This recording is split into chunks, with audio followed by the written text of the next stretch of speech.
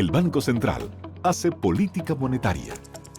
Para ello, utiliza la tasa de política monetaria, buscando incidir en las tasas de interés a que los bancos captan ahorros y prestan para el consumo de los hogares y la inversión de las empresas. El objetivo de la política monetaria es mantener la inflación en torno a una meta definida por el Banco Central, logrando la estabilidad de precios y contribuyendo a crear las condiciones para un crecimiento económico sostenido. Banco Central de la República Dominicana, por la estabilidad y el crecimiento. 80 años de historia de superación y éxitos de nuestro banco determina que en esta etapa también estamos contigo, para que juntos pasemos la página y podamos escribir un nuevo capítulo lleno de fe y confianza en el futuro. Porque solo con tu voluntad ponemos punto y final a la historia del COVID. Vacúnate. Banreservas, el banco de todos los dominicanos.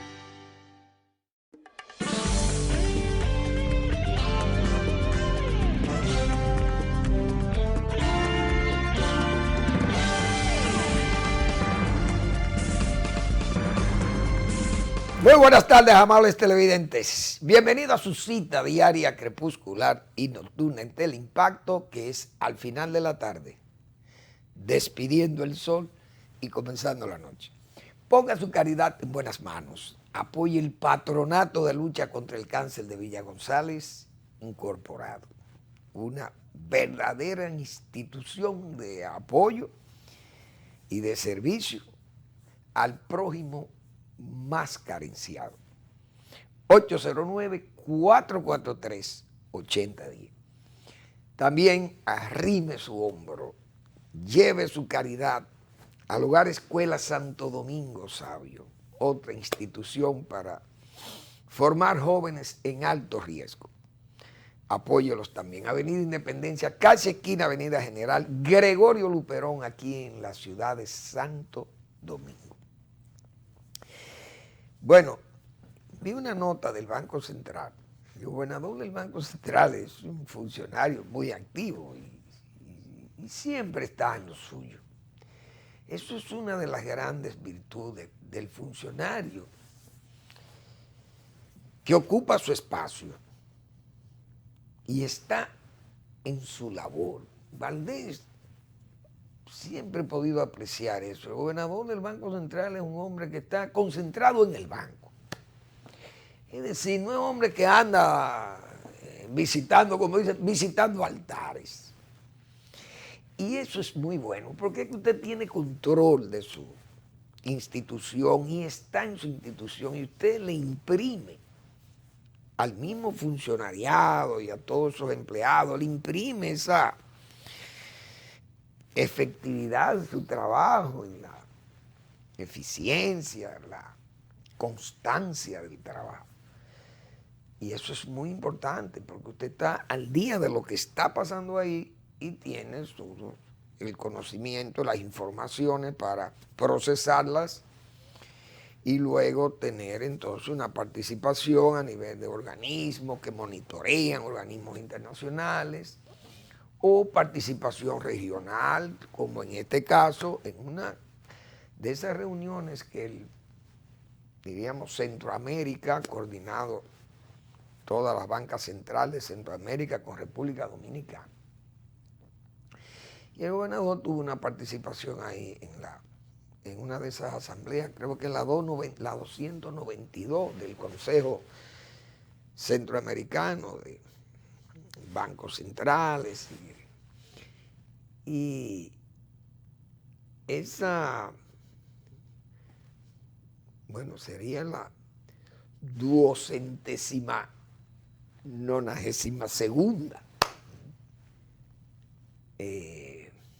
asamblea del Consejo Centroamericano. Entonces, es un escenario importante porque estos países tienen todo un nivel de comportamiento, aunque parecido, no igual. Parecido, no igual. Entonces, República Dominicana, en ese ambiente, casi es una especie de líder, tiene un cierto liderazgo, porque es una economía que la nuestra se ha manejado con mucha holgura en el sentido de que es una economía que crece mucho y ha estado creciendo hace mucho tiempo. No es tan dependiente como esas economías de Centroamérica, que son prácticamente, esa gente vive pensando en la remesa, solamente piensan en la remesa. Es decir, Guatemala, El Salvador, Nicaragua, esa gente solo piensa en la remesa. Esa es la tabla de salvación de Centroamérica. Pero nosotros, que aunque la remesa es una de los brazos importantes o de los canales importantes que tributan divisa fuerte al país, pero nosotros nada más no dependemos de ellos, porque dependemos del turismo, las exportaciones, la inversión extranjera, las zonas francas, la producción misma nacional. Es decir, nosotros tenemos más diversificación que parece que esos países de Centroamérica. Y el gobernador hizo las explicaciones de el comportamiento de la economía, cómo la demanda ha crecido aún en tiempo de la pandemia. Ya esta economía comienza a sentirse o a hacer sentir su fortaleza, las remesas están muy bien, la inversión extranjera, dice el gobernador, que superará el promedio de los 3.000 millones de dólares, que el promedio mensual anual ha sido 2.500 millones de dólares. Aquí dice el gobernador que puede llegar o llegará a 3.000 millones de dólares la inversión extranjera, cosa que es importantísima para el país o para cualquier país. También el nivel de tasas de interés, las medidas de flexibilización financiera, de aportar liquidez, crédito abundante y barato al músculo productivo nacional. Y entonces le dio esas informaciones a la banca de Centroamérica, y ahí se comparten informaciones, ideas, se comparten medidas que se pueden tomar entre la banca y que tienden a ser unificables prácticamente para la misma zona. Pero República Dominicana, repito, tiene un liderazgo en Centroamérica, también un Producto Interno Bruto alto, que se ha incrementado muchísimo. Hay que saludar ese esfuerzo profesional e institucional de la gobernación del Banco Central. Bueno, la FAO es el organismo que tiene las Naciones Unidas para encargarse de los asuntos de la alimentación y de la agricultura y la alimentación de los seres humanos que estamos poblando este planeta. La FAO, por tanto, tiene jurisdicción mundial, global. Pero no sé, me parece que hay un enfoque como raro que le han dado la gente de la FAO a la agricultura campesina o a la agricultura familiar, mejor dicho. Ellos han planteado una medida que me parece muy buena, preciosa, excelente, pero pienso que puede tener implicaciones de afectar nuestros acuerdos de libre comercio con los Estados Unidos y los demás países de Centroamérica, signatarios del acuerdo del DERECAFTA. Lo digo porque la FAO ha sugerido que el gobierno pueda adquirir parte de esa producción fresca de las familias campesinas, principalmente esas familias que están, diríamos, en una situación de menos competitividad con el mercado.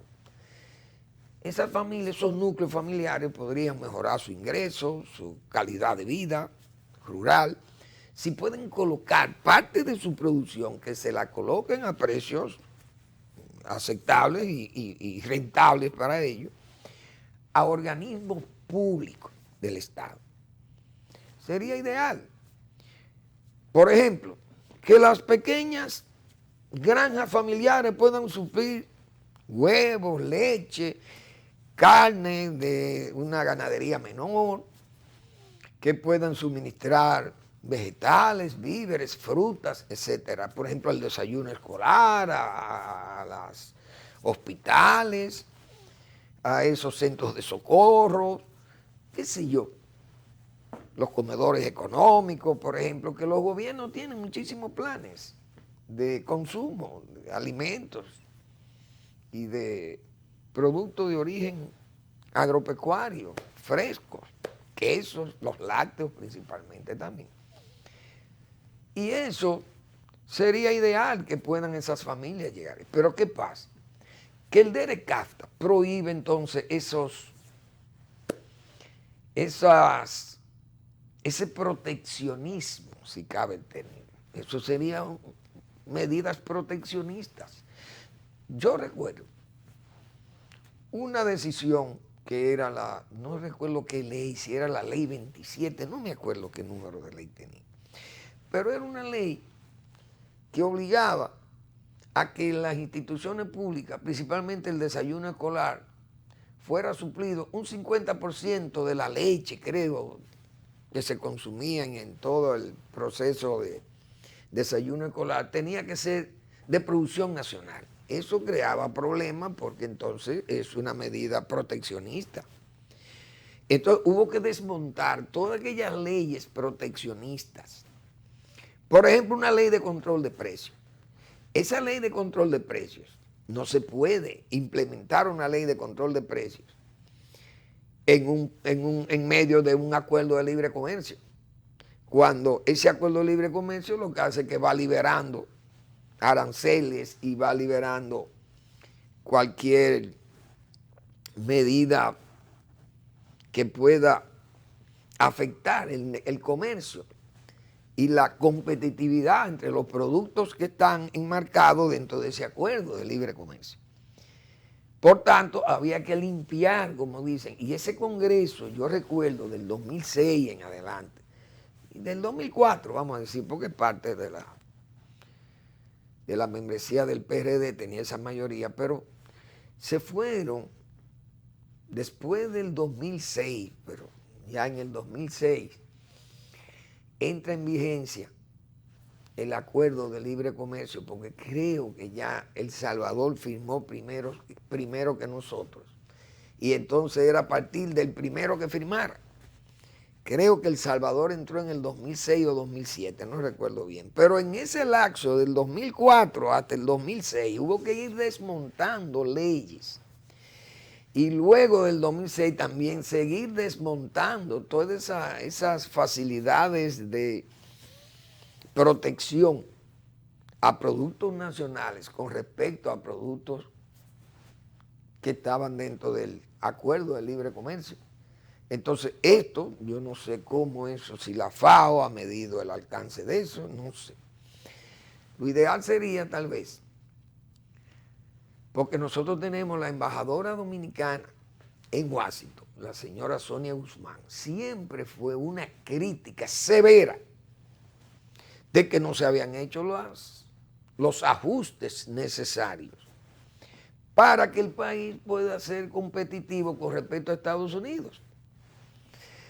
Pero era una forma como de liberarse de los fallos de origen que tuvo ese acuerdo de libre comercio desde el principio, que se señaló que estábamos en desventaja y que había una asimetría muy grande entre esa economía norteamericana y nosotros, y más el proteccionismo norteamericano, bajo al amparo de dos condiciones que siempre Estados Unidos se le ha brindado a sus productores agropecuarios. Uno, que son los subsidios a las exportaciones de Estados Unidos y los subsidios a la producción nacional. A veces diríamos, tan evidentes y tan injustos, que le dicen a un productor: mira, no siembre, que te vamos a dar el dinero, te lo vamos a pagar, el dinero que tú te ibas a ganar sembrando maní o sembrando frijoles o lo que fuera, o maíz, qué sé yo. No siembre, porque afecta el mercado, pero tú no pierdes dinero ni vas a dejar de ganar. El Estado te garantiza el ingreso que tú tuvieras si sembrara tu finca.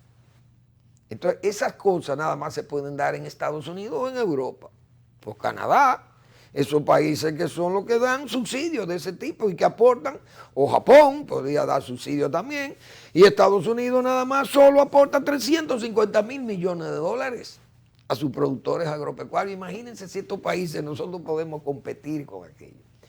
Yo decía en días pasados, digo, doña Sonia tiene la oportunidad de hacer sus planteamientos ahora que está en Washington, a ver si podemos ir cambiando, porque vienen tiempos duros para los productores nacionales, como hemos dicho nosotros aquí, y lo repiten muchas veces otros técnicos que le dan seguimiento a ese acuerdo.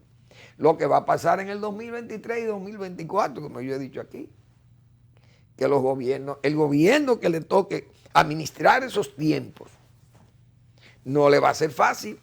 Es decir, el gobierno de Luis Abinader tiene que estar preparado para que en el 2024, que es tiempo de elecciones o de reelección, o por lo menos de repostulación del presidente, entonces podrían venir esas exigencias y revelar nuestras deficiencias precisamente para poder ser competitivos con esos norteamericanos, que uno sabe qué es lo que ellos buscan en las importaciones de carne de cerdo, de carne de pollo, las importaciones de lácteos, las importaciones, las de maíz están garantizadas y las de frijoles también están garantizadas, porque nosotros nunca vamos a ser competitivos con ellos ahí, por asunto de economía de escala.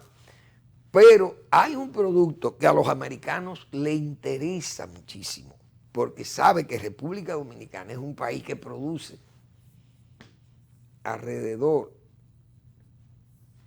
yo debo estar estimando que debe producir alrededor de 700.000 toneladas de arroz al año. Y si Estados Unidos puede colocar 400 o 500.000 toneladas en este país, ellos van muy bien, se sentirían, pero excelentemente bien. Porque los americanos, eso es lo que ellos andan buscando, que cuando se eliminen esos aranceles, nosotros le podamos servir este mercado y abrirle este mercado a productores que están bajo el amparo de esos subsidios y de esos cuidados especiales que les dan esas organizaciones públicas y privadas a los propios agricultores de los Estados Unidos, que las mismas universidades estatales o las que están en los estados, privadas y públicas, le brindan muchísimo apoyo en la investigación y la extensión de los conocimientos tecnológicos y de las mejores actividades científicas o de investigación que tengan esas universidades, se la traspasan a los productores. Y nosotros tenemos esas facilidades. Entonces, yo creo que habrá que tomar en cuenta esas cosas. Ahí, como vi a doña Sonia, muy activa, promoviendo las exportaciones de ron y de tabaco, de puros, excelente. Pero que no pierdan de vista que tenemos también ese problema del acuerdo de libre comercio. Ojalá eso le pongan atención. Bueno, hay un informe ahí de Estados Unidos. El informe de Estados Unidos señala cosas que yo creo. O sea, lo cree todo el que lea eso.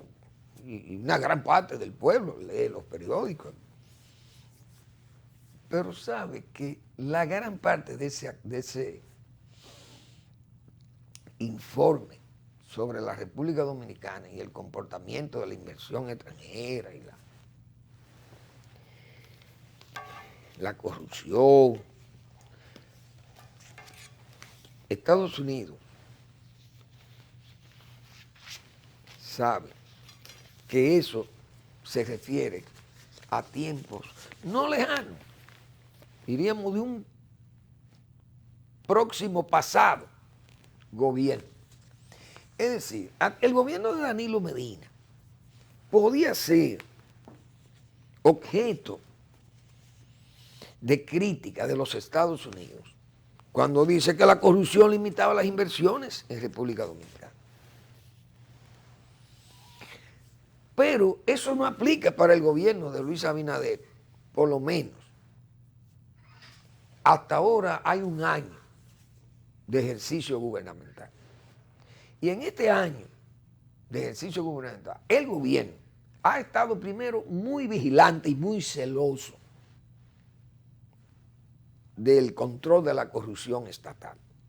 Pero ha dado pruebas fehacientísimas de que hay un interés de que la corrupción no se, diríamos, no se monte en el brioso lomo de ese caballo que se llama el Estado, que se monte ahí.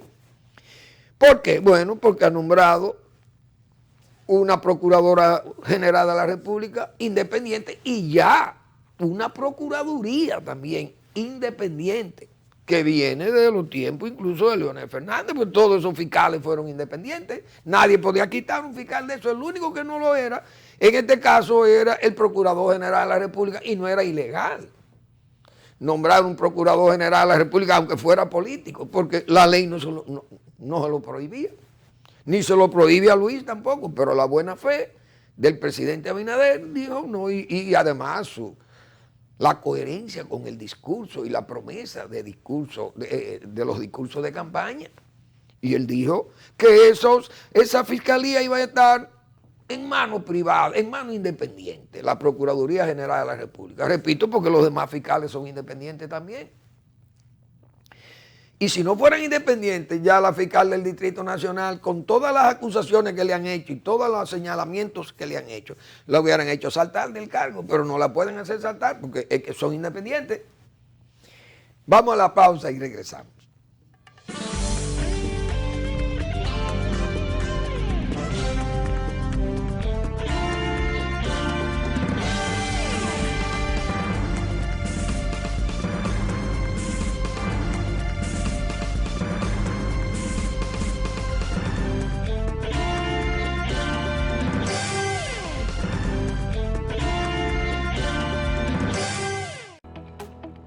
El Banco Central hace política monetaria.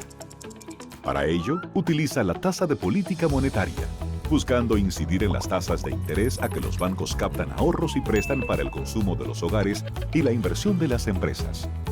El objetivo de la política monetaria es mantener la inflación en torno a una meta definida por el Banco Central, logrando la estabilidad de precios y contribuyendo a crear las condiciones para un crecimiento económico sostenido. Banco Central de la República Dominicana, por la estabilidad y el crecimiento. En Banreservas apoyamos la voluntad de quienes generan cambios para escribir nuevas historias. Por eso en 1979 nace el voluntariado Banreservas, que realiza acciones de sostenibilidad y solidaridad que mejoran la calidad de vida de miles de familias vulnerables, llevándoles dignidad y esperanza. Banreservas, 80 años siendo el banco de todos los dominicanos. Esa es una joya viva de la naturaleza que está en venta. 112 hectáreas en el municipio de San José de las Matas. 40 de ellas sembradas de café de aroma. El quintal de café vale $158. Así que eso es una inversión importante que ya tiene la finca. Puede comunicarse con doña Magalis en el 809-350-6355. Bien.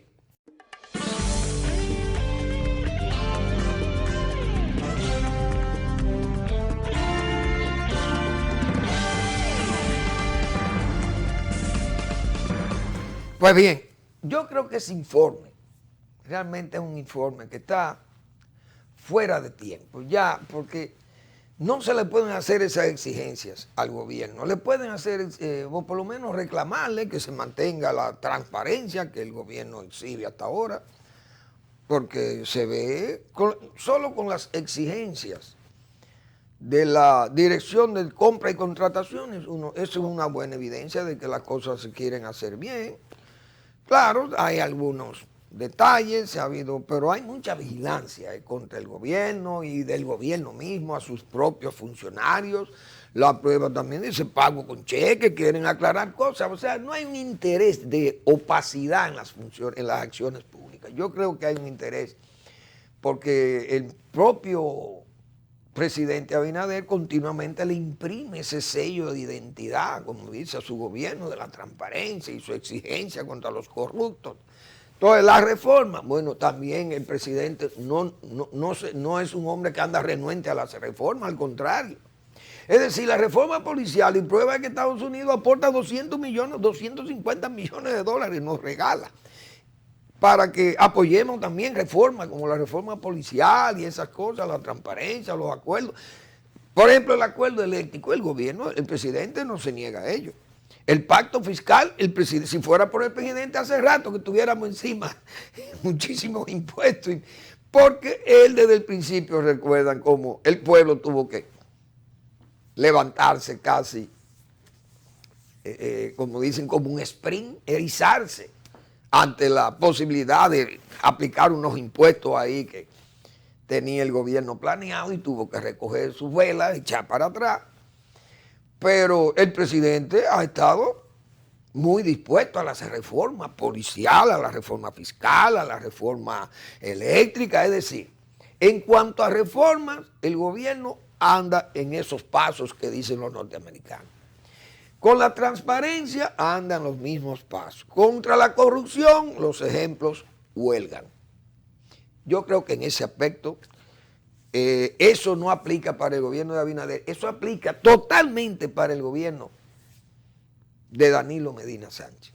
Esa es la pura verdad, porque ahí es que ahora hemos visto todos aquellos desmanes contra los bienes públicos y el descaro de la propia familia del presidente y de su señora actuando como si fueran jabalíes contra los bienes públicos, atendiendo todos los negocios del Estado, haciendo riquezas inconmensurables y negocios de todas las, diríamos, las oscuridades y las opacidades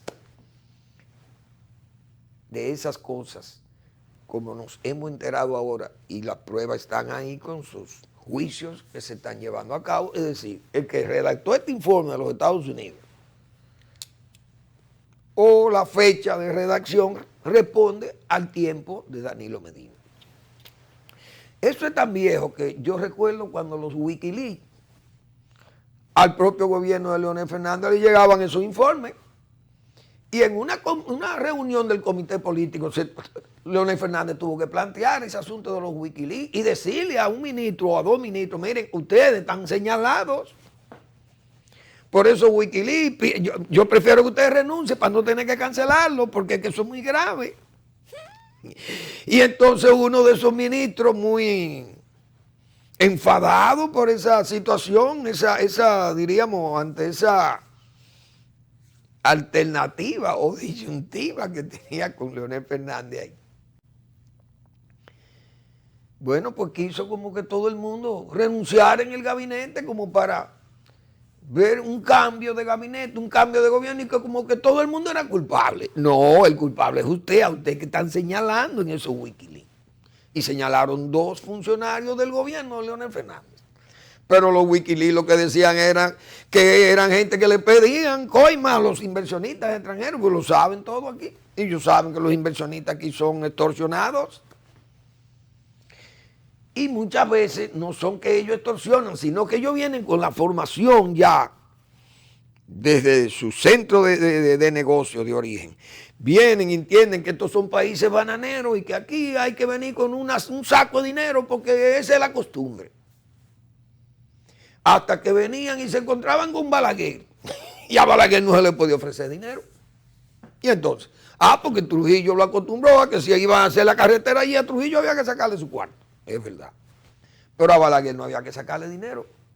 Entonces, esos inversionistas para venir a negociar con Balaguer, ellos venían seguros porque ellos sabían que Balaguer no le iba a pedir 5 centavos. Ahora, en ese laberinto funcionarial, imagínense ustedes, y militares, aquellas boas, todo lo querían, en todo querían participar, militares y los civiles del régimen, bueno, es verdad, y venía toda esa red de corrupción andaba ahí. Pero Balaguer estaba libre de esa advertencia y se lo decía, aquí en esa puerta se para la corrupción, y era creíble, porque Balaguer tenía esa formación personal. Entonces, hubo aquí después mandatos que todo el mundo sabe el desorden que había en el palacio. Por las alfombras mismas usted se daba cuenta del desorden que había. Entonces, los americanos, los japoneses, o un chino, un coreano, un canadiense, viene aquí, viene con esa mentalidad, y esa es la mentalidad que vienen los diplomáticos y comienzan a ver todas estas jipetas y todas estas cosas que no es costumbre en los Estados Unidos, que los funcionarios sean así como aquí, entonces todo el mundo es corrupto para ellos.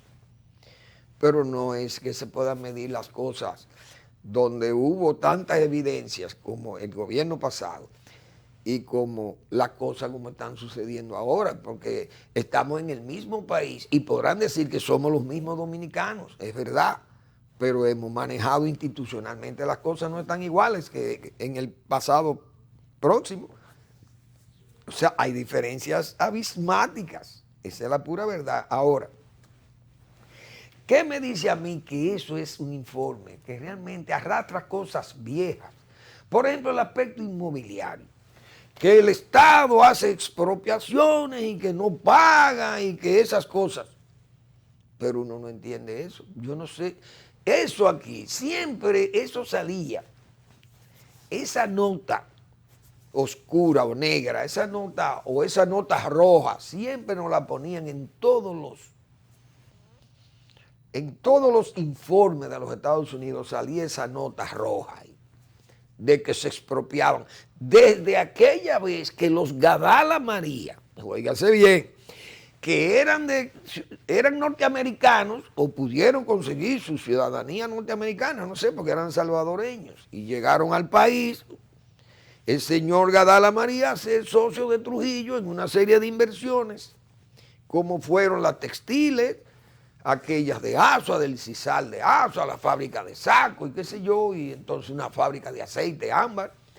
Varias empresas de aquellas que Trujillo tenía como empresas del Estado, pero que eran de él. Entonces este señor vino como socio aparentemente de Trujillo aquí, y luego de la caída del régimen, bueno, pues el hombre fue absorbido por la vorágine de la hora y de los reclamos a un Estado que fue tan absorbente y un dictador tan absorbente y tan criminoso que nadie podía hacer nada. Entonces se asoció que todo el que era socio de Trujillo era parte del entramado mafioso de Trujillo. Entonces el señor Gadala, bueno, quedó atrapado en esto, como dicen, quedó atrapado en medio del cambio. Y yo recuerdo que siempre los americanos, como este señor puso en las cortes norteamericanas, puso demanda contra el Estado dominicano, ese informe siempre venía con esa nota de las expropiaciones no pagadas, porque esa gente siempre tenían vivo ese reclamo. Y todos los años venía ese reclamo. Entonces todavía, porque yo creo que ya a esta altura de juego, primero, los dos últimos gobiernos, el de Luis Abinader y el gobierno de Danilo Medina, han sido gobiernos liquidacionistas de reforma agraria, es decir, no están absorbiendo terreno para ser entregados a reforma agraria. No hay asentamientos. Ni siquiera, bueno, yo hace tiempo que no veo un asentamiento campesino. Lo que hay es una contrarreforma agraria, como yo he dicho. Ahora se van a gloria. Un director de reforma agraria va y se van a gloria de que ellos están entregando 12,000 títulos, le van a entregar, que el presidente va a entregar 12,000 títulos y Danilo Medina va a entregar 20,000 títulos, y ese es el crédito. Y ustedes han entregado tierra, porque es muy cómodo entregar títulos. Lo malo es entregar la tierra, como digo yo. Entonces Balaguer, que fue el que entregó la tierra aquí, y algunos proyectos que entregaron los otros gobiernos del PRD también, pero muy mínimos. Don Antonio no era un agrarista para entregar tierra porque él era un terrateniente. Salvador de Blanco no fue agrarista nunca. Sus gobiernos no se destacaron por ser gobiernos que iban a proteger, o mejor dicho, a hacer una repartición justa de los bienes, diríamos, de esos bienes de los caciques rurales. Pero no construían la obra de riego para ser aplicada entonces la ley de cuota aparte, que era una obligatoriedad, porque no se podía pagar en efectivo, sino en naturaleza, con el porciento de la tierra irrigable por la obra de irrigación que hacía el gobierno, pero el que hacía la obra también de irrigación era Balaguer. Entonces Balaguer hacía la obra, aplicaba la ley de reforma agraria, la ley de cuota aparte, y al mismo tiempo asentaba. Pero ahora los gobiernos se vanaglorian de decir que ellos están haciendo lo mejor para la reforma agraria, y es la mejor política agraria es entregar 12, 14 y 15 mil títulos cada gobierno que viene. Danilo Medina y el presidente Abinader ahora también siguen esa fiesta liquidacionista o de contrarreforma agraria. Sin embargo, lo aplauden. Eso está muy bien. Entonces Balaguer, que entregaba la tierra, el malo, el sátrapa era Balaguer, el que entregaba la tierra y el que hacía la obra hidráulica para irrigar ese terreno y aplicar la ley de cuota aparte. Pero así somos así y así somos, como decía doña Cornelia Margarita.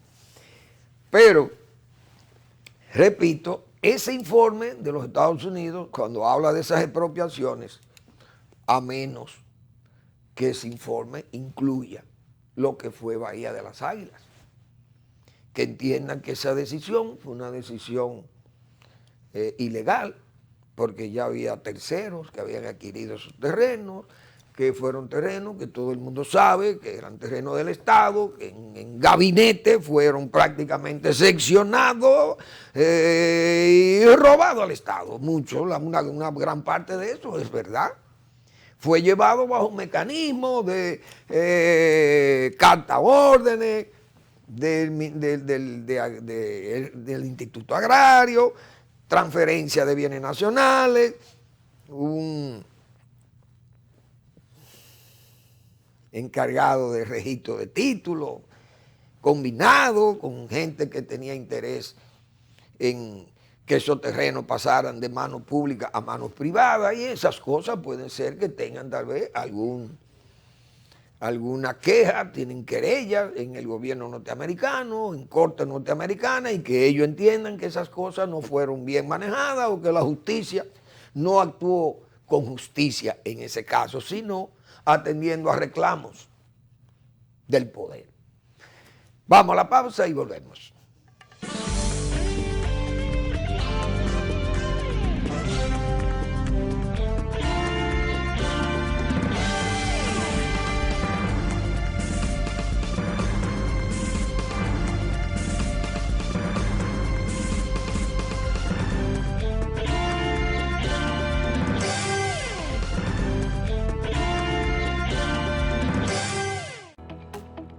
El Banco Central hace política monetaria.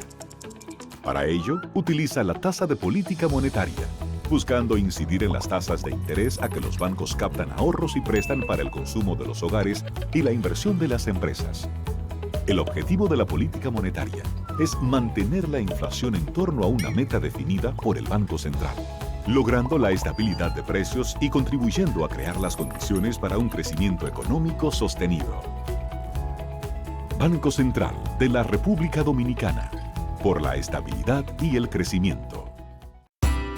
80 años de historia de superación y éxitos de nuestro banco determina que en esta etapa también estamos contigo, para que juntos pasemos la página y podamos escribir un nuevo capítulo lleno de fe y confianza en el futuro.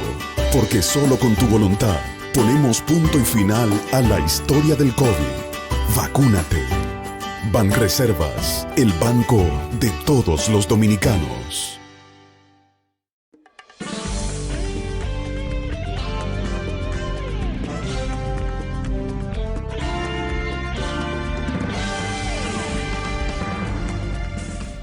Nosotros siempre le hemos hecho críticas. Críticas que uno las hace sanas, porque uno lo que quiere es que el país camine mejor. Y que el Estado deje de ser un Estado elefantiásico, un gigantismo del Estado, y que el Estado sea, en vez de ser un gigante con pie de barro, como dicen, que sea musculoso, pequeño, pero musculoso, fuerte. Pero los gobiernos uno no sabe qué es lo que pasa. A veces dan tumbo, o van a tientas o a ciegas. Hacen cosas bien por aquí y luego vienen y se turban y hacen cosas que uno las entiende como inadecuadas. Por ejemplo, el gobierno anuncia hoy, o ayer, por un decreto, crea un organismo, que uno no entiende esto, porque ¿para qué usted va a crear un organismo? Para regular el transporte urbano e interurbano. Entonces crea un organismo para una función que ya se le había asignado a una institución que se llama Intran. Entonces nombran uno en Intran. Primero un hombre que tampoco tiene el nivel para estar ahí, porque eso no quiere decir que porque yo sea chofer ya yo voy a hacer un buen trabajo ahí. Usted tiene un profesional de esa área, de tráfico, de viales, de cosas viales, qué sé yo. Hay especialistas ahí en obra pública y muchísima gente sabe eso. Pero el compromiso político, el chofer, el sindicato, el que le trajo la gente, el que le transportó la gente en el meeting al presidente Abinader, y entonces hay que nombrar a ese hombre. Ah, pues nómbralo. Ahí andamos, así mismo anda la DGC. Bueno, es un hombre de intimísima y de ultimísima llegada donde el presidente Abinader, cuando era candidato, el hombre corrió la suerte. Una suerte, diríamos, como decía Huevo Rodríguez, una suerte fatal. Y tuvo hasta preso, bueno, y el hombre se le acusó de muchísimas cosas por ayudar a su amigo, el presidente Abinader. Y el presidente Abinader llega, lo hace general y entonces lo nombran en DGC. Bueno,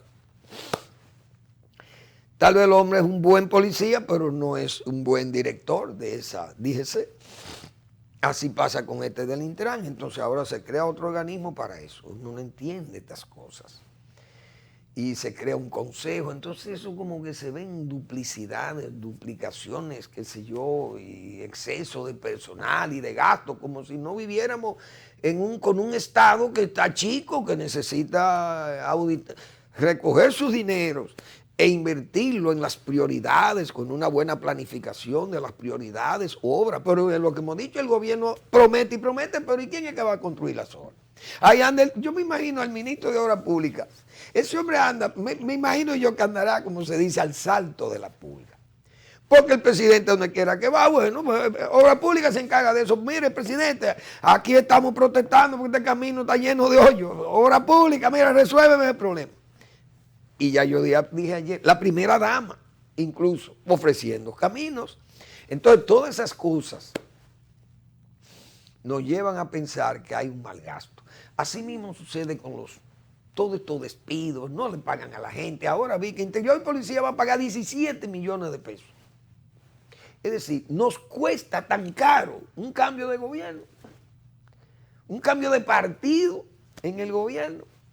El PRM llega, entonces tiene que nombrar a su gente y eso le cuesta a Interior y Policía 17 millones de pesos tiene que pagar en prestaciones laborales. Pero así anda el Estado pagando miles de millones de pesos porque hay que desconectar a la gente y poner su gente y ahí se van memorias institucionales, gente de 20, 30 años, lo ponen a firmar, gente que está bajo la carrera administrativa y el gobierno está acumulando una cuenta negativa con eso.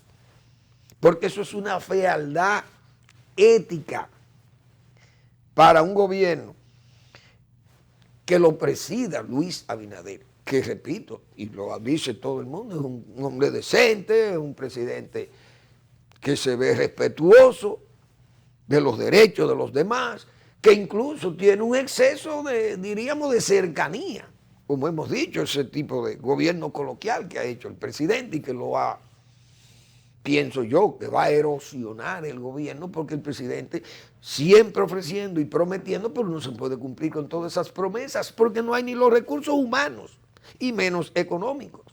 Imagínense ustedes. Entonces, esos son gastos que se van sumando. Y hay un funcionariado que yo he dicho que está ahí como adscrito a la nómina, que eso es lo importante, y como si ya no hay más nada que hacer en el gobierno. Yo vi un caso que a mí me llamó la atención. Hay una institución que se llama Emaús. Esa institución parece de bajo costo, pero tenía ahí bajo el cuidado bajo cuidado de ellos, o bajo el descuido casi, porque dicen que los enajenados enfermos mentales estaban en una situación deplorable, no como seres humanos, sino ni siquiera como los animales. Era una condición casi de zoológico de país pobre. Y esa gente, el Listín Diario hizo una investigación o recibió la denuncia, hicieron una visita y sacaron a la luz pública la situación deplorable en que estaba manejándose ese centro. Entonces, el CONAPE, que es uno de esos organismos del Estado, el Consejo Nacional para la Protección de los Envejecientes, bueno, fue y desalojó a Titirimundo y se llevó sus enajenados y lo ubicaron en centros especiales para cuidar a esta gente y cerraron ese centro porque eso era una desgracia nacional local, peor que un infierno. Entonces el director de ese organismo público le escribe una carta al Listín Diario y diciéndole que le agradece que le hayan puesto eso en conocimiento, señores. Pero ¿y para qué que lo nombran a ustedes? ¿Para qué existe ese organismo? Es para que ustedes investiguen, porque si a usted lo nombran en ese cargo, usted lo que tiene que saber es cuáles son los centros que están ocupándose de esas atenciones de los envejecientes, públicos y privados. Si reciben dinero del Estado, si funcionan como ONG, si son negocios que tienen particulares, qué sé yo, y ver las condiciones que tienen a esta gente allí. Esas son las labores que debe rendir ese consejo, o si no que cierren eso. Entonces, oigan, el director de ese centro público le escribe una carta al Listín dándole las gracias por investigar eso y decirle a ellos que ese centro se estaba manejando en esas condiciones.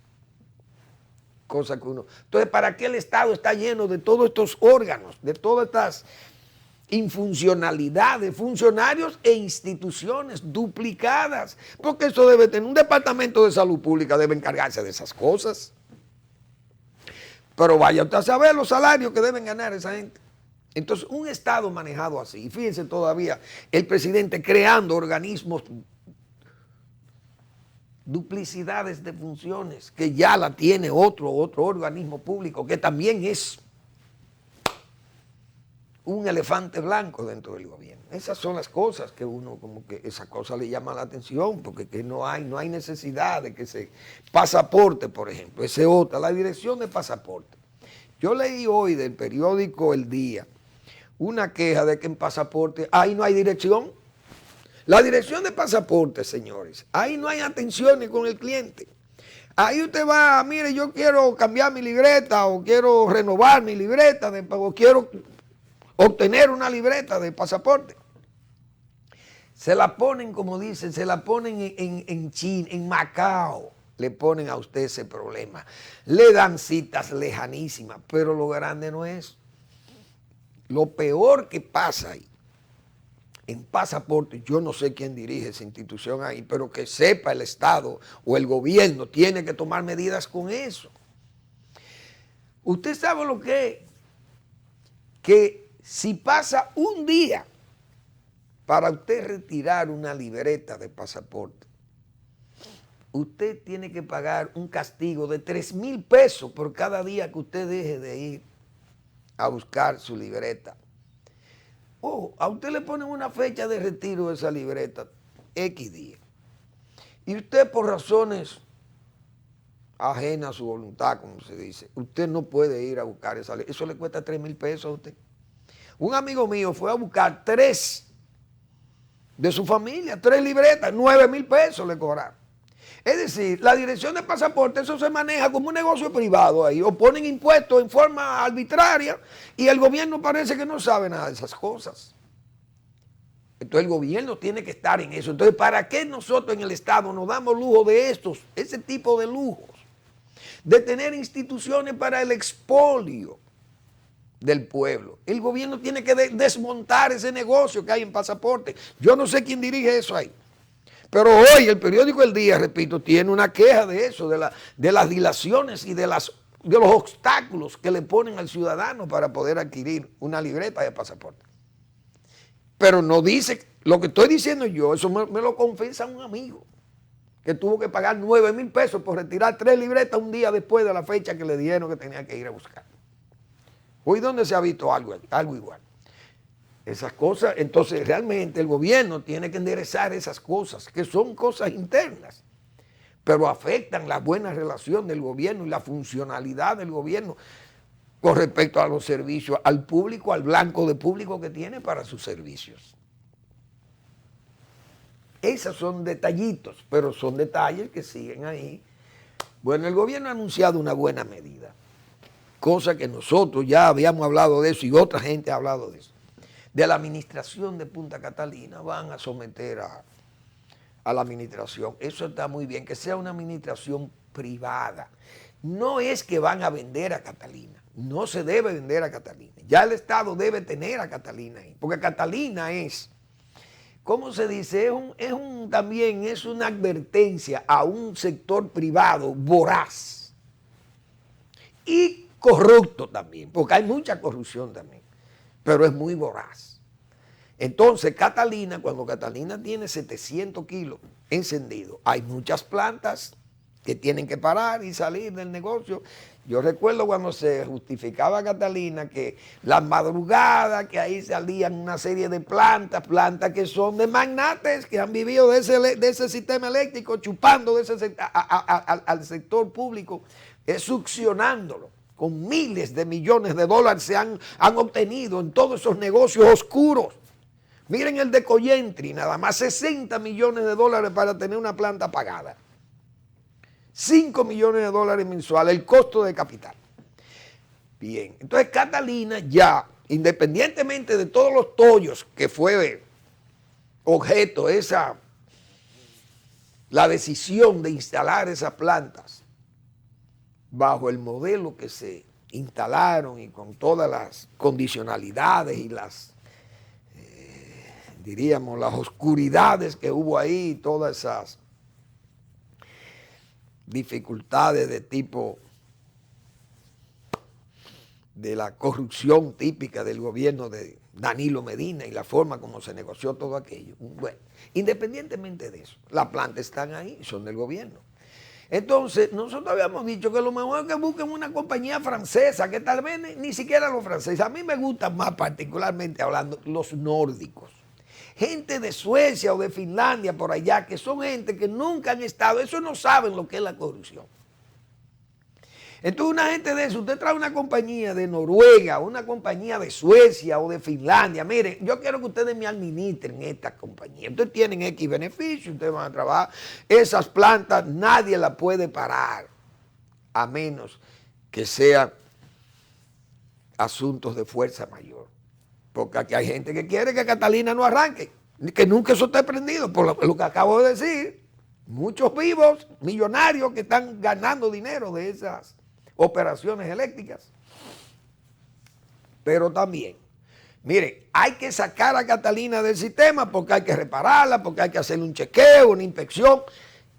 Y que un energúmeno que nombre allí el gobierno no déjela prendida porque el presidente va para Nagua y el presidente va para Nagua, la reelección es imposible apagar Catalina porque vamos a perder las elecciones. No, si es un noruego que está ahí, o un finlandés, o un sueco, o un austríaco, qué sé yo, no, o alemán, no.